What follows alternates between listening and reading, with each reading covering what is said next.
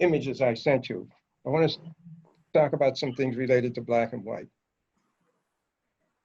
Often someone who has a color image will think, oh, it's okay. So I'll convert it to black and white, it'll be prettier. That is not the case at all. That's a misconception. If an image can't stand on its own as a color image, it will not come any better as a black and white image. In fact, it's often very more difficult to make it a black and white image. And I'll explain something related to that by showing you an example of, let me create something here.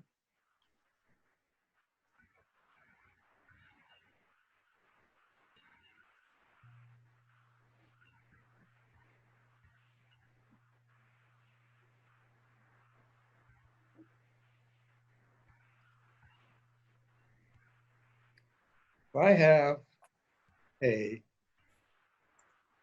image of, say, a red,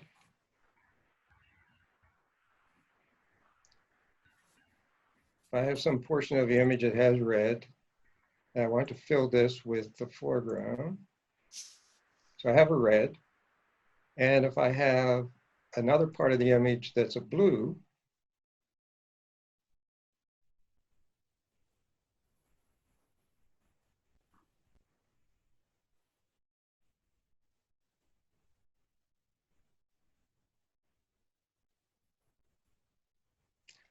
you say, well, I have a color image and I can just, no problem, I can do things with it. Well, watch what happens if I do nothing more but take a simple approach to black and white, which is if you go up to image, adjustments, black and white, you can do adjustments to the various colors. I don't want to do that. I want to just convert this to a black and white. Let me do that. Oh, I did adjust that. I want to do the whole thing. Image, adjustments, black and white. And you can see that the two images are somewhat separated, but if the red, go back with that, if the red was a darker red, when I convert it to a color image, it will be the same tone as the other. Let me show that to you. So I'm always concerned about the tonal range of colors within the image, because they could simply merge together by turning them into black and white. You're taking the color away. And when you're taking the color away, the color is what kept the two images being separate.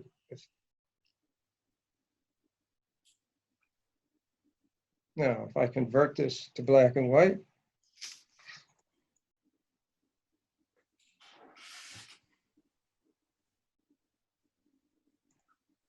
how about that? If you had those two colors next to each other,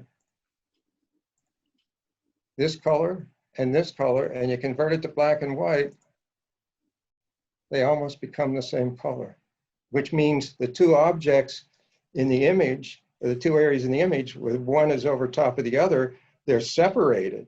But when you change them to black and white, they're almost merged together. And depending on the tonal range, they could absolutely come together. So it's very important to think about what is the color image? How is it working? You really want the color image to have various aspects to it that allow it to become a good black and white. So I will open the ones that I sent to you, and if you want, you can work on them with me. First of all, I sent them to you as the way I shot it, which was a multi-shot panorama.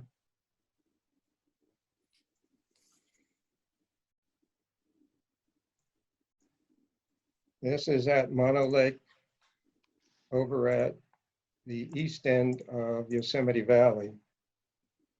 A very unique area there. These are tufa. The lake was over top of them at one time. So those are the four images that I sent to you. I want to merge them together. This is how I shot them, and they don't have any great contrast range or things like that.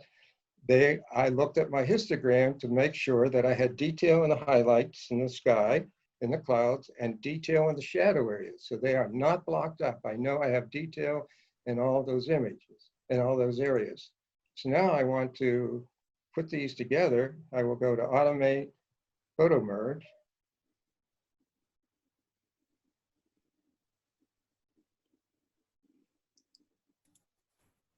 And I always start with reposition.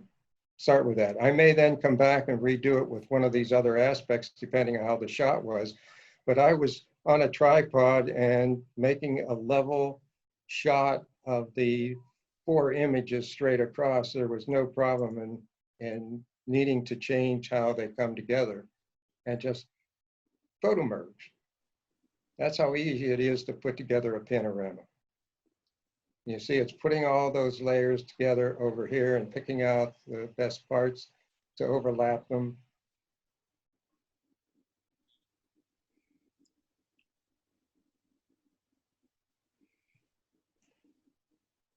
So there's the image. You select the files. Yes.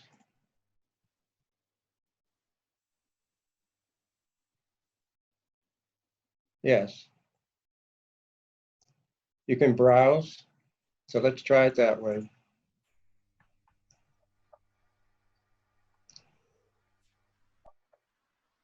Yeah, did it. Good. And now we'll put them together. Bob, I think it was you that asked. That's how easy it is to do it. Let me do that one more time, because that was the easier way to do it. Obviously, I got it, John. Oh, okay. My question So was, it's merging. after you merge them, how do you get rid of the open areas that are not in the photos? Yes. First of all, I would Next save step. this so that I have the name of it. See over here are each of the images that were put together. And I always like to know which ones those are. So I then, as a practice, save the image, come back to, because it says United Panorama 2. I always put in the name so that once I track this again, oops, sorry.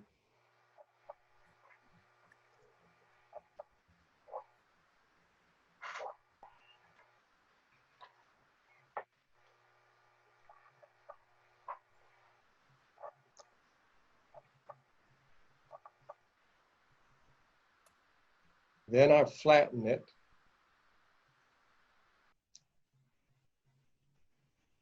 Layer, flatten image.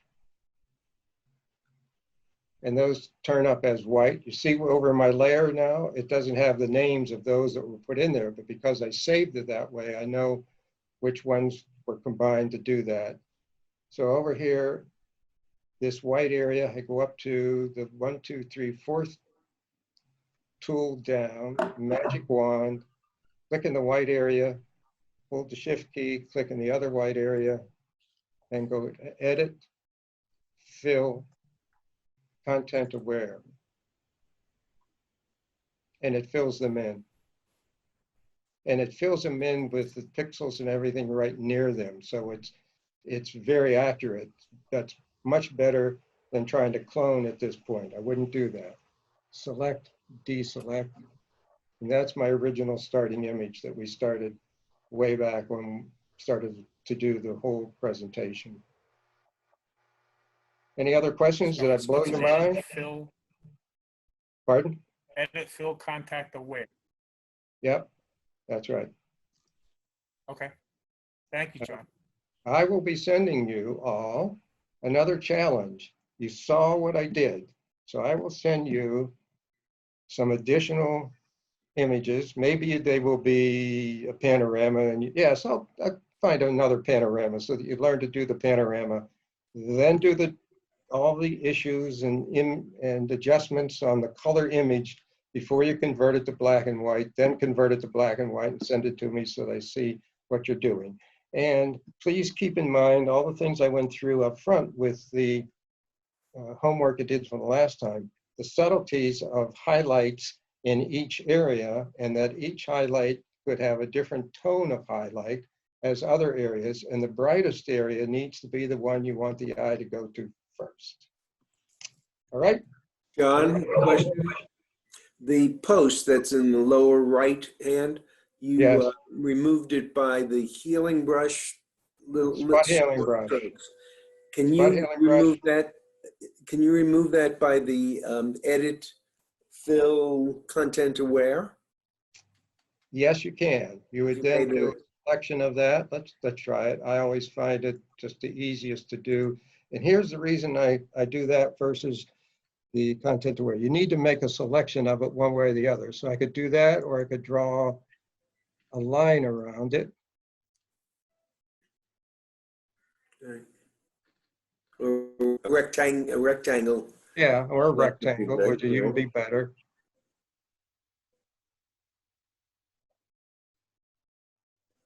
Get it? I like it. Yeah. Oh, I like that. Thank you.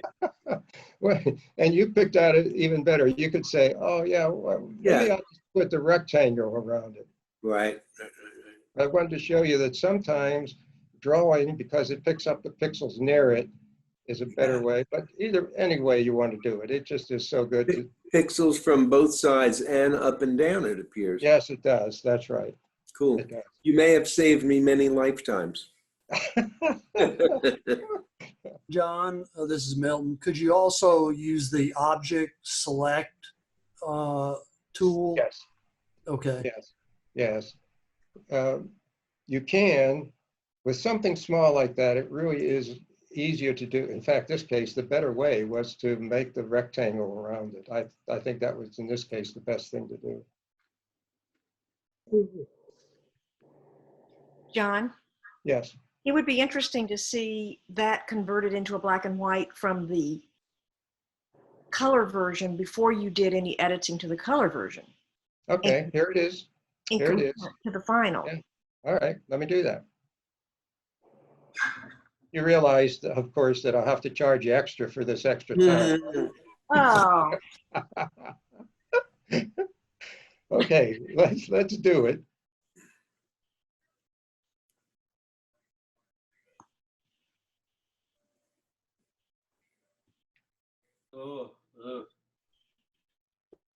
wow. So that's that muddy look we talk about. That's correct. That's that muddy look, and it's coming back. Hold on. That's why you want to get everything the way you want it to be before you make it a black and white. And that's equivalent to Ansel. He shot black and white negative, and then he would develop that in the darkroom to give him the correct tonal range. He had various methods of developing film to get it the way he wanted it so that then he could make a print. That's identical to what we're doing in the sense of getting this color image the way we want it before we do anything to it. See, here's how it would be. Now, if I do additional things, I take it into Adobe Camera Raw and try to open, and I can open the shadows, but it is not going to give me the best results as if I had done it to the color pixels overall.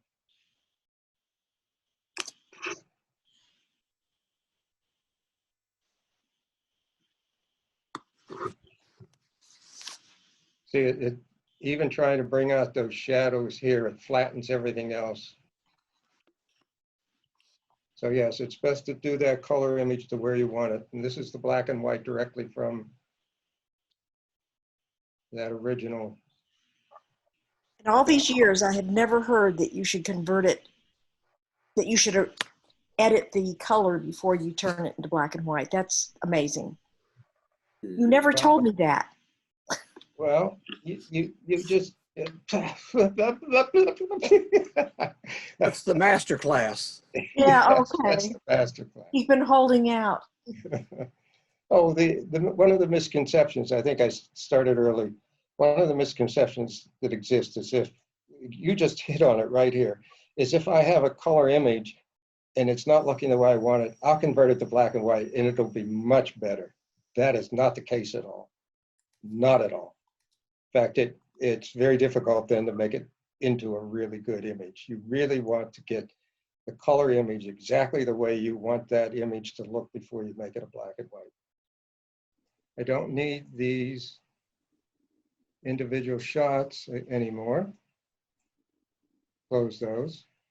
And I always take note of the name for each layer. So I would save as, and I will duplicate the names. So I would put in underscore JJM 4686 to 89, and then give the name just as you see it there. That's how I would label this, so that later when I come to look at it, I know which images were put together, and I know, excuse me, where it is, location.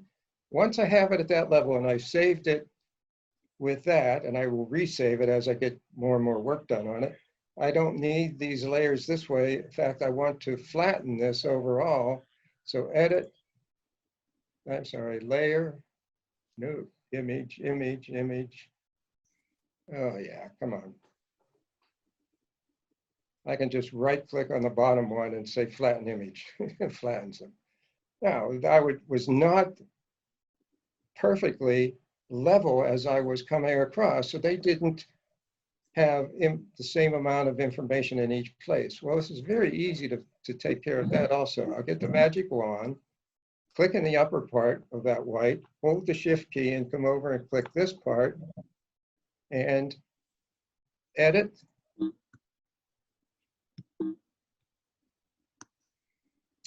Come on. Edit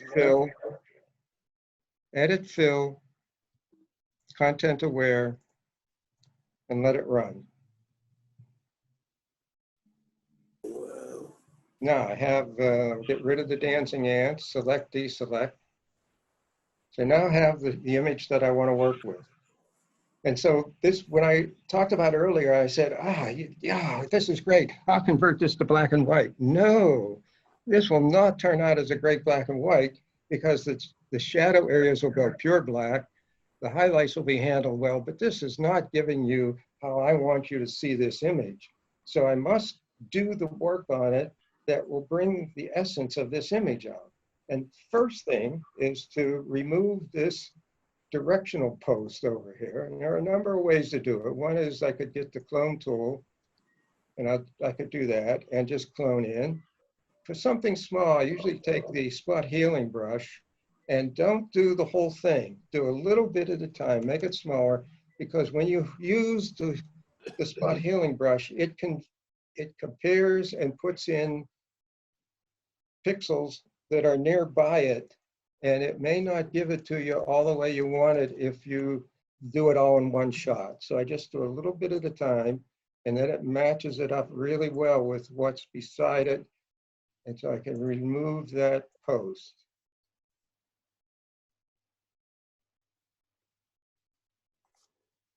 You see how it's filling in with information that's right next to it.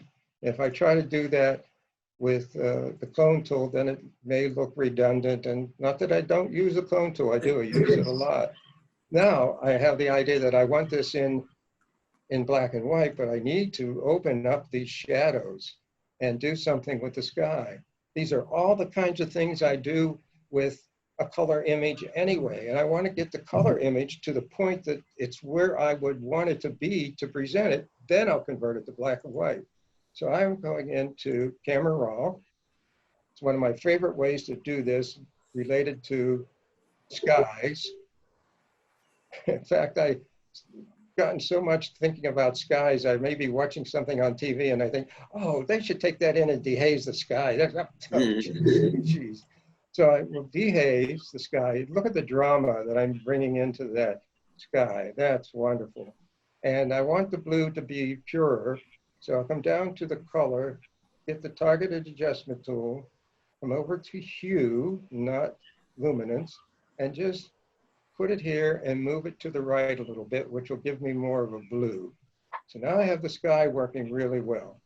I'll come up to the top part up here and take the shadows and open up the shadows to see how much detail I get in the shadows. And it's giving me a fair amount, but not as much as if I come down to the curves and open up the shadows there.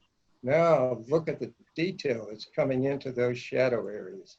And the thought then, and a lot of times when I'm tutoring somebody with this, they'll say, oh yes, but everything else opened up. Yes, I know.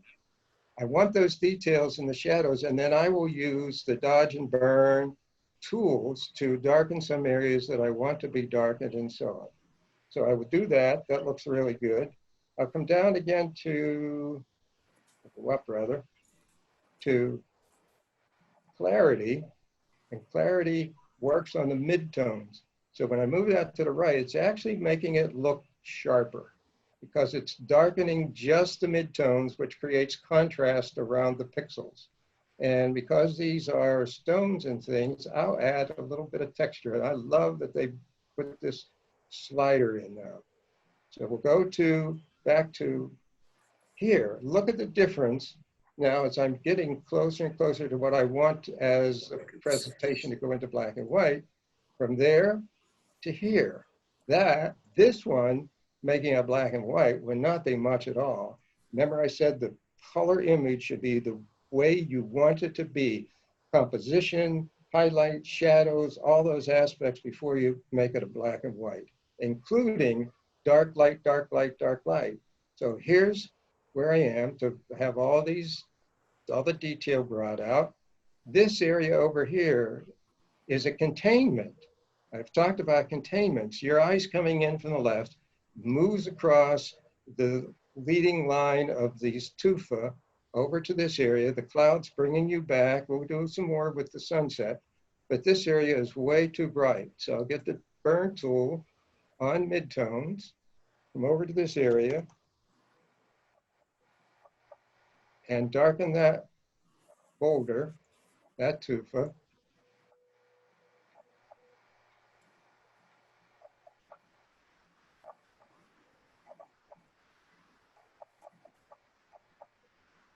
And I want to darken the foreground to create that idea of dark light, dark light. And I will bring you then into the image. And when you are using the burn tool, do not do this. Do not go back and forth. That is, if you think about if you were putting paint onto a canvas and you put your brush into the paint and you brought it over and you did this, it would keep building up in that one spot. What you want to do is to use the tool and bring it smoothly all the way across. That gives you an even darkening all the way there. Now let me show you the difference of just what I've done there to create that foreground that pushes your eye into the center. Here it is before, here it is after. I still will come back and do the highlights, but I want to continue with the darkening first. Over here on the right-hand side, I'll just darken that a little bit. Make my brush a little bigger. Now, all of this is just personal preference, really, but you should think about the areas of dark and light and where you want the viewer's eye to go. And I'll darken that area of the sunset over there. Maybe a little bit more across the top and a little bit over here on the right. As you darken one area, you'll then see other areas that you maybe wanted to darken, but you didn't see them when you worked on it the first time. Now I want to bring out highlights. So I'll get the dodge tool on midtones first, and I want to just open the areas here of the stones. I want your eye to be able to go in, following Ansel's recommendation that what the eye wants to see detail, you should have detail in those areas. So I want you to be able to look into those areas. And how do I know I have it there? Is when I shot it, I looked at the histogram and made sure that I had the detail in those shadow areas.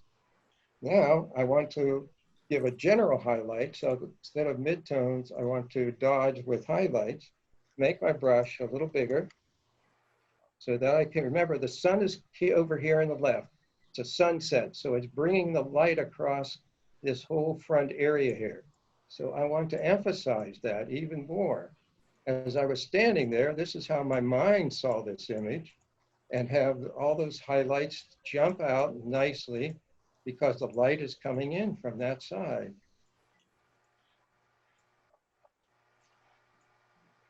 And I'd like to have a little bit more color in those areas. This is just personal taste. So I'll use the sponge tool on saturate at about 17%, just a little bit. Bring that down. This little highlight here now is a little too bright for me. So I will come over here to just darken that area just a little bit. You want to balance the highlights and shadows in your image and let them control where the viewer's eye will go always. I keep saying that, you know, can't emphasize that enough. Ansel's prints, if you look at them, he was a master at keeping your eye where he wanted it to go. So we're getting close. I want to bring out that sunset a little bit more. So let's try, first of all, the sponge tool to see if I can get some color in there. Yep, I got a little bit more color. That's good.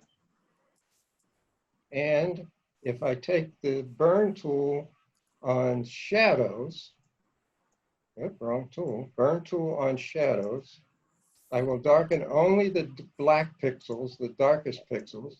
So I come over in this area, I want to very easily take it down, very low exposure.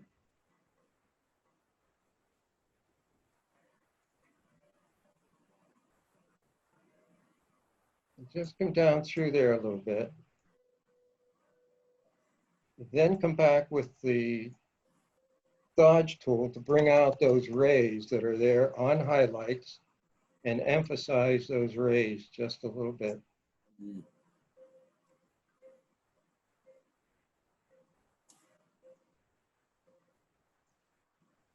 Very close now. I usually end the adjustments that I'm doing with levels to see if there's any bit of highlight that I want to bring out, or maybe just overall darken the image just a little bit. So there we are. And as I've done that now, I can see that I would like to do a little bit more color in this area here and to bring those highlights out and to balance more of the highlight here. So I'm darkening this just a little bit on midtones.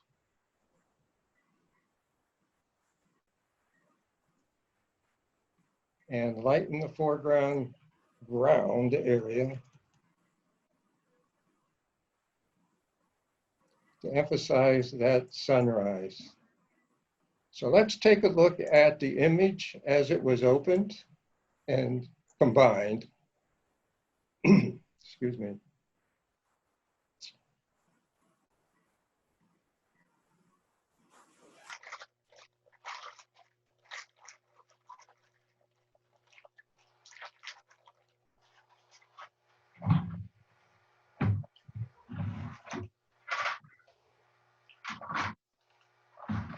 There we are. That's the image put together from the black and white panorama shots. And here's where it is now. Look at where your eye goes immediately. Come back there one more time.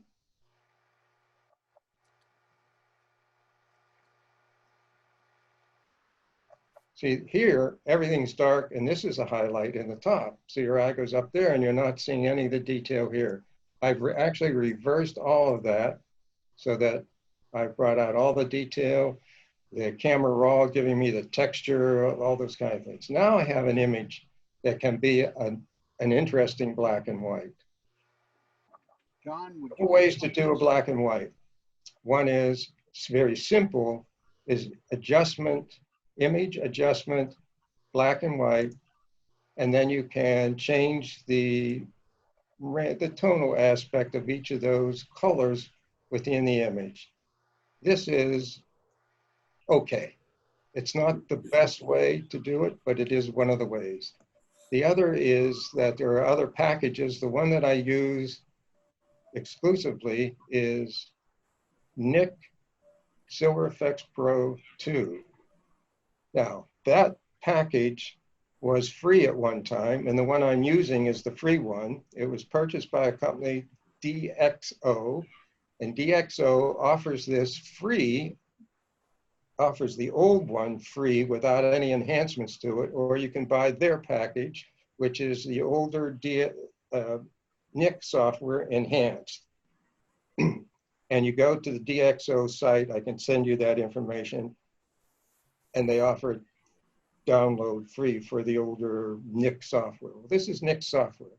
And you can click on any of these presets over here to see what it's like. I prefer number 5. There's a little number under each of these. So if I click on number 5, it gives me the best range of tones, I think, related to a black and white image. And over here on the right, you got a lot of sliders you can work with. You can lower the brightening a little bit, you can adjust it overall, or you can handle only the highlights, bring those down just a little bit without affecting the midtones. Just grab a hold of that, without affecting the midtones. And you can adjust the shadows, so bring them up or bring them down a little bit, whatever. Now you are fine tuning the tonal range of the black and white, which is a major portion of it. Over here on the right, you also have structure, and structure is sharpening. So you can sharpen this even more, which I just did a little bit. You can change the contrast a little bit, brings it out even more three-dimensional. Remember Ansel's dark, light, dark, light, dark, the top, 3-dimension, detail in the shadows, detail in the highlight areas, no blown out areas. And if you want to change this to a sepia, you can come down here to these various toning ways and look at the various ways. I don't want to do that. I want to stay with the black and white, but this package is the one that I've used all the time. Once you've done this, you come on back and it will have 2 additional layers in your layer palette.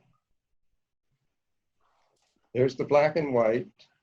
You really don't need this one right under it. I remove it. And when I'm saving an image, I don't keep the color image with it either. I will delete this layer and then save this as the black and white. Because I'm not going back to that color layer ever again. I will do things on the black and white. I'm going to turn it off, assume that I've deleted this, because that's what I would do. But I'm going to leave it there for right now because I have another technique I want to show you and it will work with that image, that layer. So now I have this here and I want to really fine tune this image again. Where should it be a little darker? Where should it be a little lighter? And as I'm looking at it on my monitor, I would like to darken midtones just a little bit in this area. Now you need to be sure you are on the right layer. I have the background layer selected, and if I do something, it's not working. That's because the pixels for the black and white are on the Silver Effects Pro layer. So now I can darken this just a little bit more in the corner here, up in this area here, this lower right area, this rock, sky a little bit here, there. And if I go up to the option bar and change it to shadows, again, I will only darken the black and just click that a little bit there, click that a little bit there, click that, come over here, 3-dimensional, come back to the midtones. And now this is just your own personal preferences of how you want the sky and all of that to look. And you'll get accustomed to how you want them to look the more you work on these kinds of images.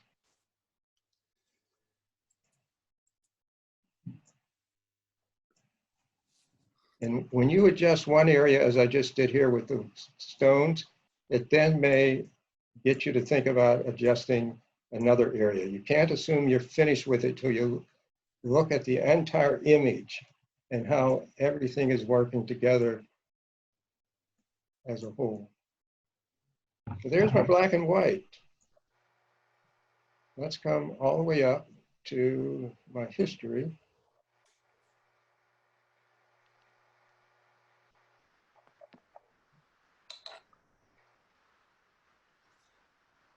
Working it on down, working it down, working it down, working down, working the color, getting the color highlights where I want them to be, and then converting it to the black and white.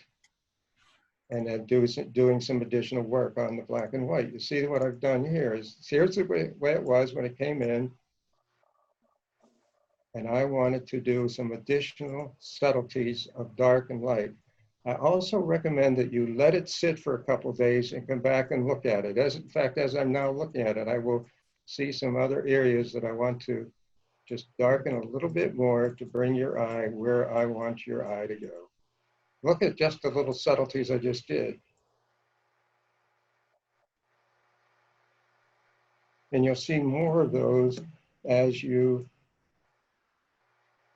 let it sit for a day or two, because as you're working on it, your eye gets accustomed to seeing things and you won't see the subtleties anymore. So I'll just put this on shadows just to bring out a little bit more of that sunrise over there. That's my final. John, could you do something about the 3 spots of lens flare on the left side? Yes. Let me just save this.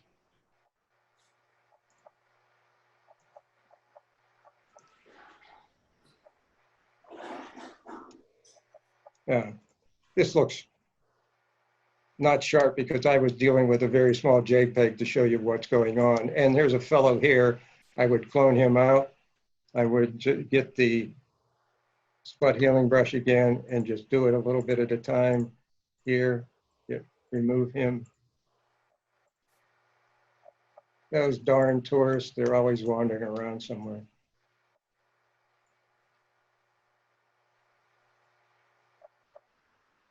Also, you should, before you start working on your image, you should zoom in on the sky and see if there are marks from your sensor that your sensor needed to be cleaned. Do all of that before you start your work on your final image. See, here are some spots here.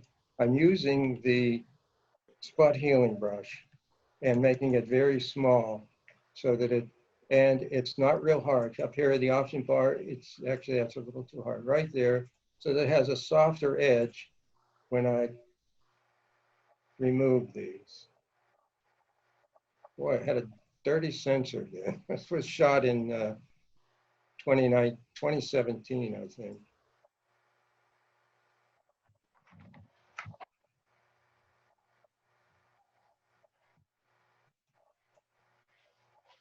And again, let me emphasize, I should have done this from the beginning before I did all the work on it.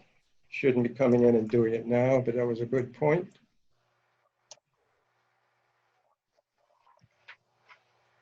Use the term, but I was focused on doing the black and white and not cleaning up the image. So you go through your image and look for the sensor spots, clean them, remove them, then do your conversions. And you want to work with the largest file you can have. Don't work on a JPEG. Use your RAW file, bring it in, or if you've converted it to something else, save your larger files as TIFF or PSD. I save them as TIFF because TIFF is used by every piece of software. PSD is proprietary to Adobe. So keep that in mind, but work on the largest image you have, not on JPEGs. You've just lost so many pixels. When you save as a JPEG, it compresses and you lose 10% of the quality. And every time you save it, it compresses again. So you are removing the quality of the image of a JPEG every time you bring it in, do something and save it. Always work on your RAW file for your final, or your TIFF or PSD for your final image. Don't work from a JPEG. So there's our black and white from the color panoramas that we started. John, could Yes. you just go over how you merged the 4 photos into one again? Absolutely. But let me, yes, you just triggered a thought. I will do that, but let me you triggered a thought. Coming back to Ansel Adams. Ansel's influence on me was tremendous.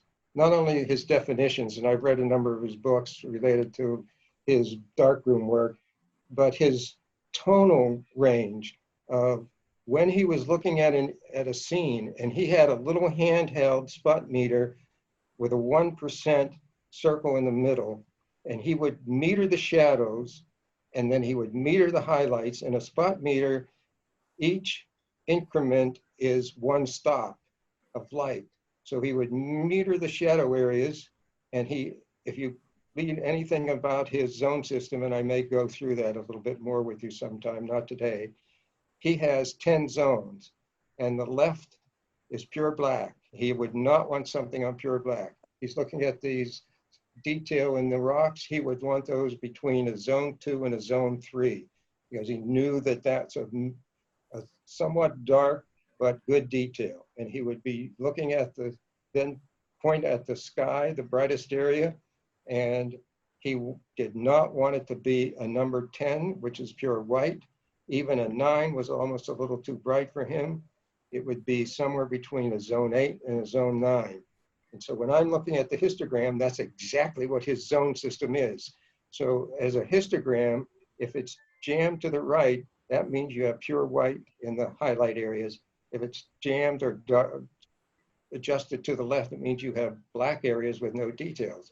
I want a histogram. It doesn't matter how high it is and what the shape of it is. I want a little space on the right, a little space on the left. And if you can't get that when you're shooting, then you do an HDR, high dynamic range shoots. And I've done panoramas that I've shot as a panorama with an HDR for each shot, so that I then merge them together as a single image, then merge the 4 images together. But the zone system is here in the basis of the histogram. So let me go back from the beginning to answer your question. I'll take the 4 shots.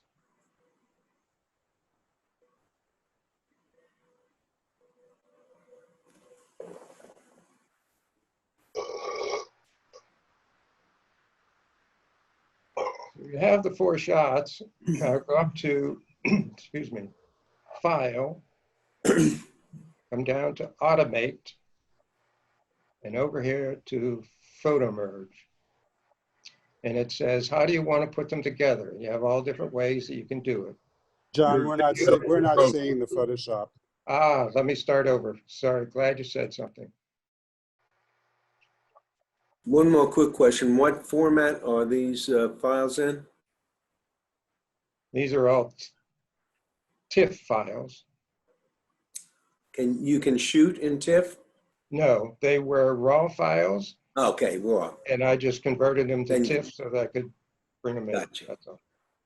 Do you prefer the Photoshop photo merge? Isn't if you were to bring it into Adobe Camera Raw and do the photo merge from it, isn't it really the same engine that you're using in Yes. both cases? Absolutely, it's the same engine, yes.